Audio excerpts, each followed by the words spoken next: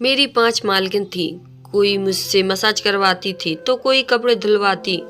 मालिक जब यह देखते तो मेरे कंधे पर थपकी देकर शाबाशी देते और मैं भी काम में जुट जाता। एक रात मालिक जरूरी काम से शहर से बाहर चले गए तो उसी रात 5 मालकिन को जब मैं बारी बारी, मेरा नाम राजू है, मैं एक बड़ी सी बंगले में काम करता था। वहाँ मैं हर तरह का काम करता था, जैसे खाना बनाने से लेकर साफ सफाई और 5 मालकिन की जी हजूरी। उस बंगले में मुझे सांस लेने की फुर्सत नहीं मिलती थी, लेकिन मुझे पैसों की बहुत ज़्यादा ज़रूरत थी, इसलिए मुझे एक काम करना पड़ा था। सुबह होते ही 5 मालकिन ऑर्डर देने लग जाती।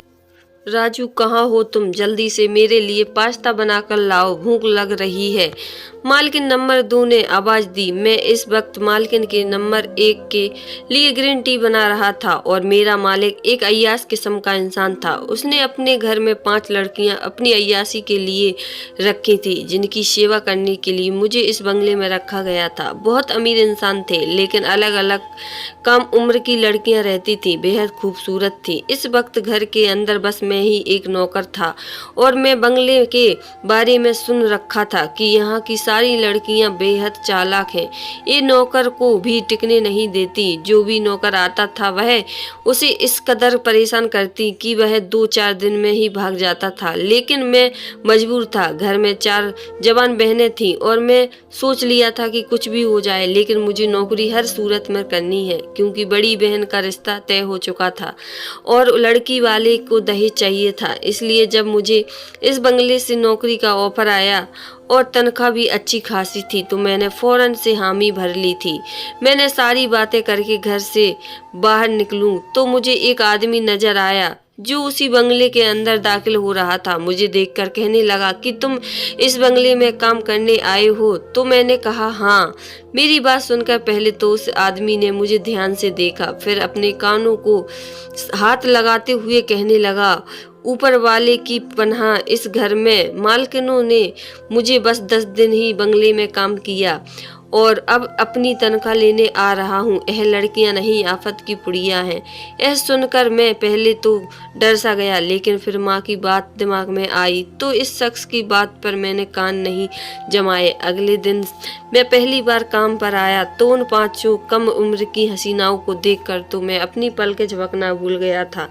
मेरे लिए फैसला करना मुश्किल हो रहा था कि उनमें से कौन सी ज़्यादा हसीन है, लेकिन वह सब की सब बहुत ही हसीन और कमाल की थी। मैं दिन जवानी के इस तौर पर था कि अपने अंदर की बेचैनी ज़्यादा ही महसूस होती थी। कुछ में खुश मिजाज भी था और देखने में मैं नौकर कम ही लगता था। मुझे मीठी मीठी बातों भी करनी आती थी, इसलिए अपनी 5 मालकनों को बेवकूफ़ बनाना मेरे लिए मुश्किल काम नहीं था। मैंने अंदाजा लगा लिया था कि तमाम लड़कियां आपस में बिल्कुल एकता करके रहती हैं और नौकरों की छुट्टी करवा देती हैं। अभी तो मेरी सब्र का इम्तिहान था। मुझे उन सब की बदतमीजी को बर्दाश्त करना था, ताकि जब वह मुझ पर भरोसा करने लगे तब मैं उन सबको एक दूसरे के खिलाफ करता। तभी मैं वहां से टिक कर काम कर सकता था, वरना वह सब मिलकर मुझे भी निकलवा देती। उनका दिल जीतने के लिए मैं भाग भाग कर उनके काम करता, मगर उन सब की नई नई फरमाइशों से मेरी जान आफत में डाल दी थी। वह 5 सुबह नाश्ते पर ही मेरा दिमाग चाट चुकी थी। एक को पास्ता खाना तो दूसरी को सैंडविच, तीसरी को पोहा। इस तरह 5 की अलग अलग फरमाइश थी, लेकिन यहाँ कि मैं काम में बहुत तेज था। मैं जल्दी जल्दी सबके नाश्ते बनाए। मेरे तेज काम करने पर उन 5 के मुंह हैरत से खुला का खुला रह गया। उनका नाश्ता टेबल पर लगा दिया और कहा कि और कुछ चाहिए तो बता देना। नाश्ते के दौरान उनके दूसरे ऑर्डर जारी हुए थे। कहने लगी, हमारे कमरे की सफाई अच्छी तरह से करना, और दोपहर में भी एक अलग अलग खाने की फरमाइश थी। मैं काम बहुत तेजी से करता था, फटाफट से सारे काम कर लेता था, क्योंकि बचपन से ही मैंने लोगों के घरों में नौकरी की थी। दोपहर के खाने में भी जब सब मैंने अपनी पसंद की चीज़ देखी थी तो एक दूसरे की शक्ल देखने लगी, क्योंकि मैं शिकायत का कोई मौका नहीं छोड़ना नहीं चाहता था। इनमें से एक कहने लगी कि ऐसा करो, मेरे कमरे में आओ, मेरे कपड़े प्रेस कर दो। कमरे में चला गया और कपड़े प्रेस करने लगा। साथ साथ उनके हुस्न का अंदाजा भी पड़ता गया। मैंने कहा, आपसे ज़्यादा हसीन लड़की मैंने आज तक नहीं देखी है, बहुत अच्छी है, वगैरह वगैरह। इसी तरह से मैं जिस मालकिन के कमरे में जाता उसकी तारीफ करता शुरू कर देता और वह खुशी हो जाती। जब मेरे मालिक ने देखा कि उसकी सभी बीवियां मुझसे राजी रहने लगी तो मेरा कंधा थपथपाते हुए मुझे शाबाशी देने लगते और कहते हैं कि तुमने बड़ी समझदारी दिखाई है। मालिक ने मुझसे कहा था कि मैं उनके पीछे भी उन लड़कियों को राजी रही रखूं। अब मैं यह करता, जब भी मैं किसी मालकिन के काम से उनके कमरे में जाता दूसरी मालकिन के खिलाफ कान भरने लगता। लेकिन एक बार जो कुछ चौथी नंबर की मालकिन ने मुझसे कहा, मैं तो हिलकर रह गया था। वह मुझसे कहने लगी, राजू मेरे सिर की मसाज कर दो। यह सुनकर तो कुछ हैरत का शिकार हुआ था कि मैं यह कैसे कर सकता हूँ। वह कहने लगी, जल्दी आओ मेरे कमरे में, मेरे सिर में बहुत दर्द हो रहा है। मैं नहीं जानता था कि मालकिन के कमरे में जाकर मेरी जिंदगी में यह तूफान आएगा।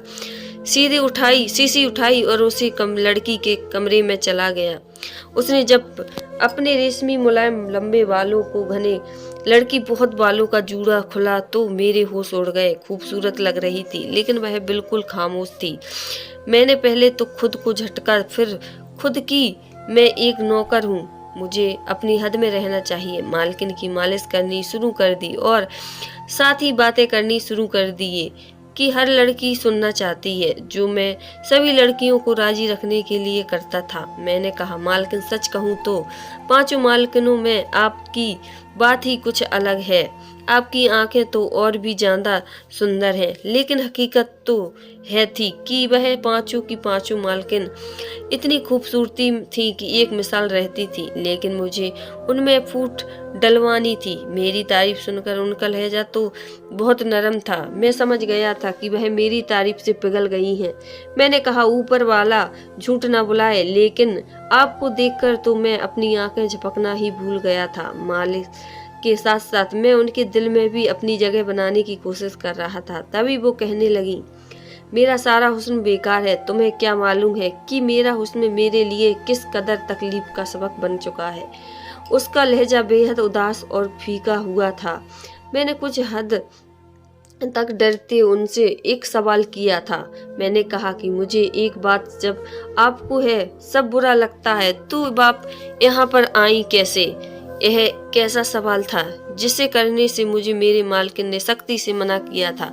लेकिन उसे लड़की के नम आंखों में न जाने कैसा क्या था कि मैं बेजे पूछ लिया। मेरी बात सुनकर उसके चेहरे पर उदासी छा गई थी और वह कहने लगी कि बुरी किस्मत बात कर रही आती है, बुरी किस्मत बोलकर नहीं आती है, कहकर उसने एक ठंडी आह भरी थी। आंखों में आंसू झलक रहे थे। एकदम से उसने मेरा हाथ पकड़कर अपने बालों से पीछे झटक दिया और कहने लगी, बस जाओ यहाँ से। मैंने देखा कि वह दुपट्टे से अपने आंसू पोंछ रही थी। पता नहीं क्यों, लेकिन मेरे दिल में धक्का सा लगा था। आज रात मालिक को इसी के कमरे में आने की बारी थी, पर सुबह से ही बेचैन थी। रात को मैंने देखा तो 5 लड़कियों में से बस एक वही 5वें नंबर की मालकिन तैयार थी, लेकिन वह चुप और खामोश थी, जबकि सुबह तक तो यह बहुत चहक रही थी। अगली सुबह जब मैं किचन में गया तो वहां पर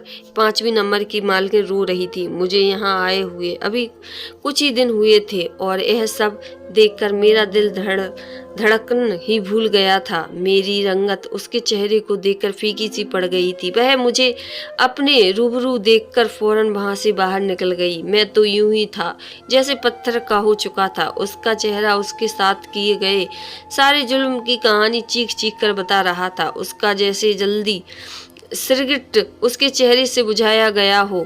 मेरा दिल यूं ही था कि सीने में धड़कन ही भूल गया था। वह मैं नहीं जानता था कि मालिक ऐसा आदमी भी हो सकता है। मुझे अपने मालिक से नफरत सी महसूस हुई।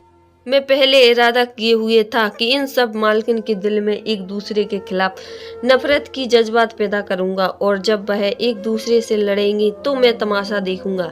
लेकिन अब मैं अपना इरादा बदल चुका था। वह लड़की हूँ, लड़कियों को मुझे भी बेबस और मजबूर लग रही थी। फिर मैंने याद करना शुरू कर दिया कि मालिक जब भी किसी लड़की के कमरे में जाता तो सुबह में लड़कियां सिसकियां ले रही होती।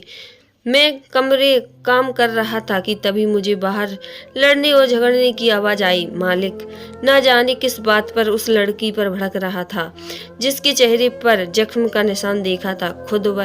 खुद ही मेरे कदम किचन से बाहर की तरफ उठने लगे। मालकिन मुझसे कहा था कि तुम हमारे घर के मामलों को ना देखोगे, नहीं सुनोगे और ना ही बीच में आने की कोशिश करोगे। मैंने देखा कि मालिक उस 5वें नंबर वाली मालकिन से झगड़ा कर रहा था। कहने लगा, सर किया धरा बेकार हो गया, तुम्हारी वजह से लड़कियों में भी बगावत पैदा हो रही है।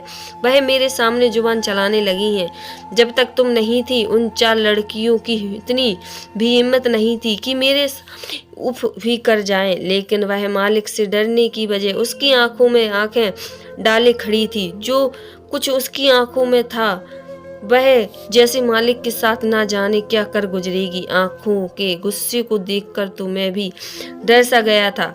मालिक कहने लगा, अपनी नज़र नीचे करो वरना तुम्हारा वह हाल करूंगा कि नज़र उठाने के काबिल नहीं रहोगी। लेकिन वह बिल्कुल निडर होकर खड़ी थी। जब उसने अपनी नज़र झुकाई तो मालिक ने जोरदार थप्पड़ उसके चेहरे पर मारा। फिर उसकी बाजू पकड़कर उसे घसीटते हुए कमरे में लेकर जाने लगा और कहने लगा, आज तेरा वह हाल करूंगा कि सुबह तक अपना चेहरा भी नहीं पहचान पाएगी। वह सुनते ही सारी लड़कियां मालिक के पांव गिर गईं और कहने लगीं, इसे कुछ मत करना, आपको जो कुछ कहना है हमें कह दो, इसे माफ़ कर दो, हम आज से आपकी कोई भी बात नहीं टालेंगे। यह सब मैंने पहली बार देखा था। मेरा तो दिल दहल रह गया था। जैसे जैसे वक्त गुजरने लगा मुझे और भी राज पता चलने लगा। अगली सुबह मैं बगीचे की तरफ निकल रही था कि पौधों में पानी दे सकूं तो वह 5वें नंबर की मालकिन बगीचे में बैठी रो रही थी और दूसरे नंबर की मालकिन से बातें कर रही थी। वह कह रही थी कि ऊपर वाले मेरी यह सजा खत्म कर दे। मैं इस आदमी के साथ एक लम्हा भी गुजारना नहीं चाहती। यह सुनकर मेरे दिल में उसके लिए हमदर्दी के जज्बात बनने लगे थे। वह कहती लगी, मैं बेहद मजबूर होकर घर से निकली थी। यह तुम तो जानती हो ना, अपने माँ बाप को बचाना चाहती थी, इसलिए इस आदमी से मदद मांग बैठी। लेकिन जो कुछ इसने मेरी माँ के इलाज के बदले में मांगा था वह एक गुनाह की जिंदगी थी। लेकिन मेरे पास कोई और रास्ता भी तो नहीं था। कोई भी मर्द कभी भी किसी मकसद के औरत का एहसान नहीं करता। जो हर जाना वह उससे मांगता है वह उसकी इज्जत होती है। जिस माँ बाप की खातिर मैंने इस आदमी के हाथों खुद को बेच दिया था वह माँ बाप भी मर गए, बीमारी से नहीं मरे, मेरी बर्बादी सुनकर मर गए। लेकिन मैं इस चीज की सजा अब तक भुगत रही हूँ। वह लड़की से सकिया के साथ रोते हुए कह रही थी, जिसे सुनकर मैं भी दुखी हो गया था। मजबूरी के तहत इस जालिम मालिक के हाथ चढ़ी हैं। बाकी 4 लड़कियां भी इसी मजबूरी के तहत यहाँ आई थी। मैं बिल्कुल खामोश होकर रह गया था। मेरा मालिक बहुत ही घटिया किस्म का इंसान था। मैंने देखा अक्सर लड़कियों पर मारपीट करता था कि तुम लोग मेरी गुलाम हो, मैं चाहूँ तुम लोगों के साथ कुछ भी करूँ, मुझे कोई भी रोकने वाला नहीं है। यह देखकर मुझे बड़ा अफसोस होता। फिर मेरी बहन की शादी करीब आ गई। मालिक ने मुझे अच्छी खासी रकम दी थी। मैंने जब छुट्टी मांगी तो कहने लगा, बस 1 दिन से ज़्यादा तुम्हें छुट्टी नहीं मिलेगी क्योंकि तुम एक अच्छे नौकर हो जिसे यह लड़कियां बर्दाश्त कर लेती हैं। मैं बस अपनी बहन की शादी के दिन छुट्टी ली थी। जैसे ही बहन विदा हुई अगली सुबह मैं नौकरी पर चला आया था। हालांकि मेरी माँ ने मुझे कहती रही कि 2 दिन और रुक जाओ, नौकरी का सवाल है। अगर मैंने ज़्यादा दिन की छुट्टी की तो नौकरी से निकाल दिया जाऊंगा। फिर माँ क्या करूँगी। मैं एक गरीब फैमिली से था, इसलिए उन लड़कियों की मजबूरी को अच्छे से समझ सकता था। पैसा ना होने की वजह से इंसान क्या क्या करने के लिए मजबूर हो जाता है। मैं जब बंगले पर पहुंचा तो मालिक कहने लगा कि अभी तुरंत वह दूसरे शहर किसी काम से जा रहा है और वह 2 दिन बाद ही लौटेगा। मैंने कहा ठीक है। थोड़ी देर बाद वह किसी से फ़ोन पर बात कर रहा था और कह रहा था लड़कियों की कीमत लाखों में लूँगा, बस 2 दिन बाद मैं शहर वापस आऊँगा तो उन्हें सऊदी अरब भेजने की तैयारी भी कर लूँगा। हाँ हाँ, मैं जानता हूँ कि उन लोगों से क्या काम लिया जाएगा, वैसे भी यह हर चीज़ की आदी हो चुकी हैं। यह कहते हुए वह अपना बैग लेकर अपनी कार में बैठकर निकल गया और मैं तो यूं था, कानों में सीटियां बजनी शुरू होने लगीं। अब तक वह आदमी लड़कियों के साथ खुद जुल्म कर रहा था और अब उन्हें सऊदी अरब भेजना चाहता है। मालिक के जाते ही मैं बारी बारी से मालकिनों के कमरे का दरवाज़ा खटखटाना शुरू कर दिया। वह सभी कमरे में बाहर आ गईं। मालिक के इरादे से मैंने उन्हें आगाह किया। मेरी बात सुनकर 5 लड़कियां बहुत परेशान हो गईं। फिर मैं उन सभी लड़कियों को एक प्लान बताया और वह प्लान यह था कि वॉचमैन मेरे मालिक का खास बंदा था। मैंने उसकी आज रात के खाने में नींद की दवा डाल दी। खाना खाते ही वह नींद में सो गया तो मैं 5 लड़कियों को लिया और इस घर से भाग गया। लेकिन वह सभी परेशान थी, मुझे रहने कहने लगी कि वह कहाँ जाएंगी। उनके घर वाले तो उन्हें कभी भी स्वीकार नहीं करेंगे। तो मैं उन लड़कियों को अब मेरे घर पर छोड़ दिया। फिर वापस बंगले पर आ गया और यहाँ आते ही मैंने यह शोर मचा दिया कि उन 5 लड़कियों ने मेरे और वॉचमैन के खाने की नींद की दवा देकर सुला दिया और खुद भाग गईं। जिस तरह मैं रोना धोना मचाया था कि मुझ पर किसी को भी शक नहीं हुआ। यह सुनकर मालिक भी उसी दिन वापसी के लिए रवाना हो गया। लेकिन रास्ते में मालिक की गाड़ी बुरी तरह से एक्सीडेंट हो गया और मौके पर भी उसकी मौत हो गई। जब मुझे एक खबर मिली तो मैंने ऊपर वाले का शुक्रिया किया था। मैं सारी लड़कियों को वापस बंगले पर ले आया था और आज इस बंगले में वह 5 लड़कियां आजाद तौर पर इज्जत की जिंदगी गुजारने लगी हैं और मैं यह सब सोचकर बहुत खुश था कि मैं 5 बेगुनाहों की जान बचाई है। कहानी पसंद आए तो चैनल को लाइक शेयर सब्सक्राइब करना। हर हर महादेव।